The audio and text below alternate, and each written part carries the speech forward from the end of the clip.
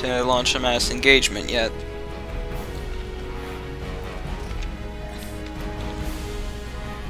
I'm moving my Bredian infantry over to this side to counteract the preponderance of heavy infantry over on this Roman flank, while I have a couple Syracusan hoplites to guard the flank of these phalanxes. Antisocialmunky maneuvers out one of his phalanxes to engage these Romans, as his superior quality phalanxes are well able to take on the Parthians opposing them. Plus, it'd be not such a...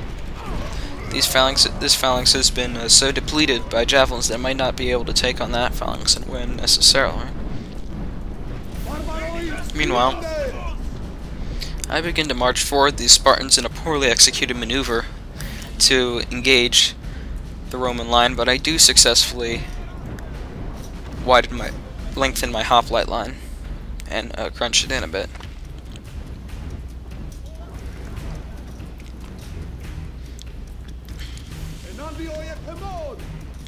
And here begins the phalanx engagement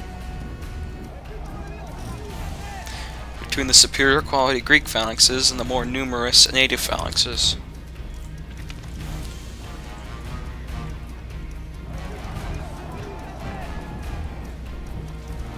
As Antisocialmunky described it, it's like watching turtles mate. This seems a bit more active, doesn't it?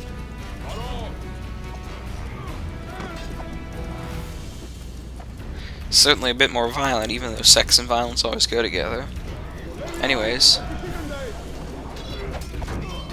I do a very poor job of getting these hoplites to engage. I actually order them to attack afterwards, because in order to get them to actually stab with their spears, and then I order them to stop. And in the meanwhile, they take a bunch of casualties that they really didn't need to.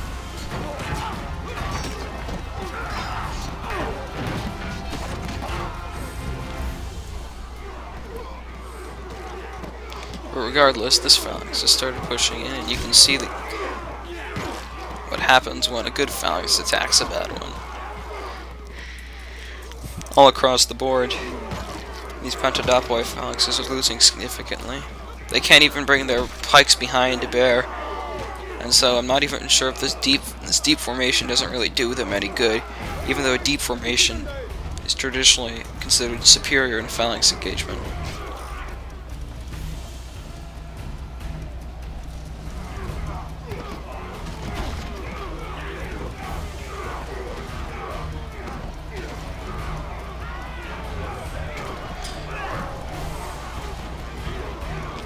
The Samnites, however, might be able to effectively assail the flank here. I mean, not the flank, the corner here, get past some pikes and get through.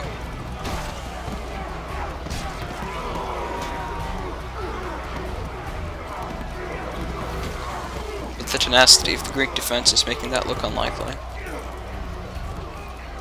These Spartans aren't really holding out too well against the elite assault infantry here, but I guess we shouldn't really expect them to. I launched a Pila volley from these Bredian infantry to help stem the tide, as it were, but the real action's going on over here, as the Campanian cavalry have been routed by the far more numerous Greek cavalry.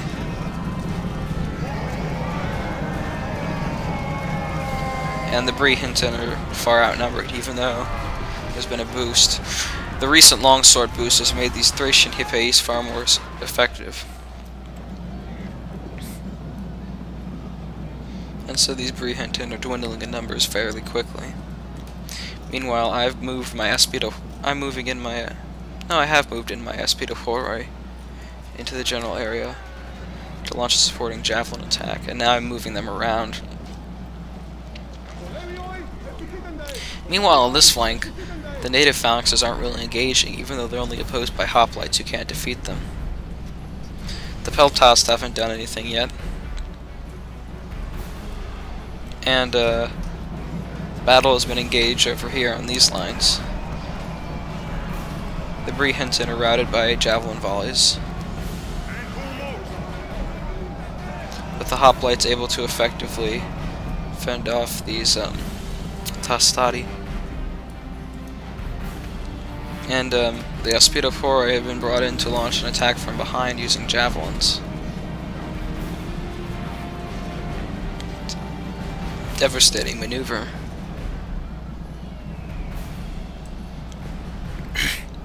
Meanwhile, looking at the engagement over here, the Roman assault infantry are pressing on, cutting through the Bredian lines here, but they're beginning to tire down, whereas the Greeks still have waves of fresh troops ready to fight back.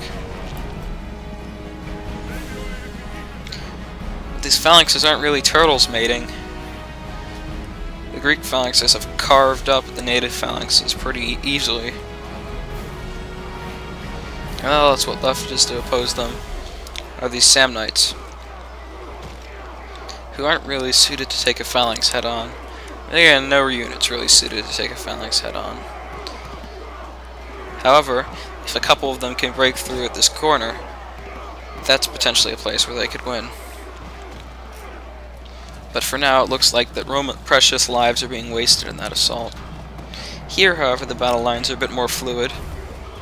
The Spartans have all been killed off, but we still have fresh troops pouring in to oppose these Samnites, who apparently are warmed up, although the Petites Extraordinari are tired. But we still have 3 of horror to get through. The hoplites here are doing a good job of holding off their opponents.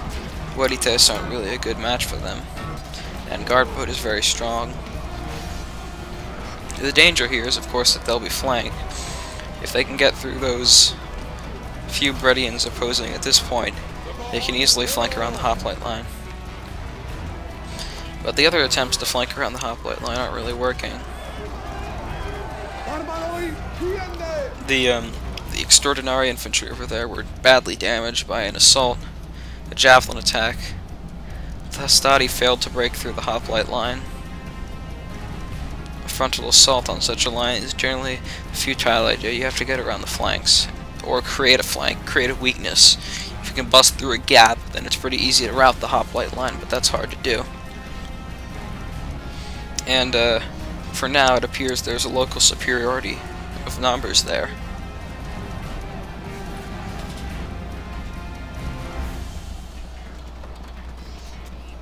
And I can hear the clanking of sling bullets. I don't know where they're attacking, though. I'm gonna have a look.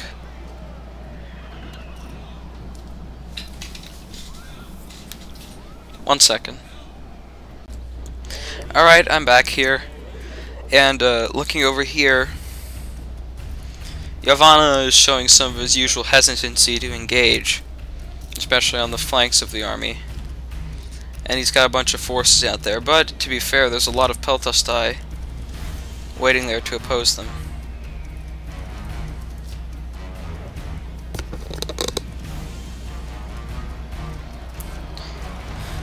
The Samnites are showing very little chance of breaking through here now. And finally, Vega has started his assault here, since it looks unlikely that he is to win over here. Meanwhile, I've moved in my Aspidapori. I was hoping to break the fresh Principes from behind, but I forgot, in fact, that they are fresh Principes, and they're not going to break easily, because they have a high morale. And they're starting to wrap around the hoplites here. As you can see, hoplites are starting to take bad casualties. Zoom in a bit. You can see that this is what happens when you flank the hoplite line. It starts to get chopped up pretty easily because of how thin it is. And that's where the sling bullets are heading at. And this gap is of concern. All I have posted here to defend against are these Cretans.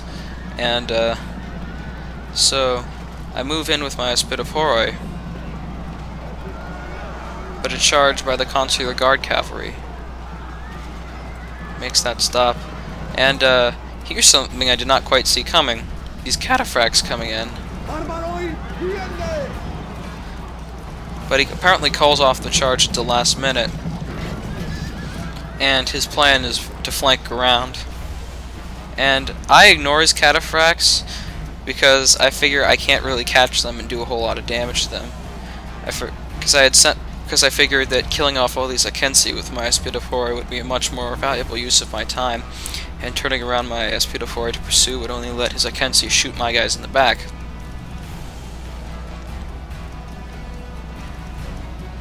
You can see that the Principes took about 20 casualties during that time, and I've moved in my Bredian infantry here to plug this gap. Finally, an engagement started over here. The mass Peltastai seem to have not done a whole lot of damage, but they're starting to take on these Shapritical, and, as per my advice, Monkey is using his Peltastai mainly as a force to attack the flanks, and they are doing significant damage.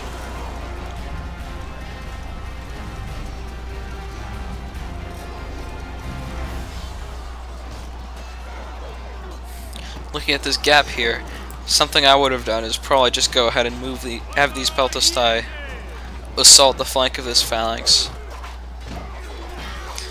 It's a funny thing that seems to happen here because of the angle he attacked at. These Phalangites are actually getting into melee with my hoplites, who are beating them pretty badly. Same thing here. A funny angle has produced a melee engagement. Another funny angle is producing no engagement at all. And herein lies the weakness. If he could get a troop there. Maybe if these Hastati came back and engaged at that particular point. But the main action, as has been previous, taking place over here. And the flank has actually been routed, and in come these cataphracts. We crush these hoplites with one charge.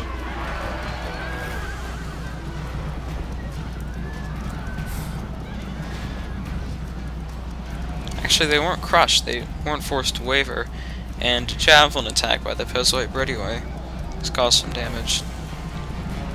Meanwhile, the Aspidapori did kill off all the slingers, but they haven't done very much else yet. Finally, I order them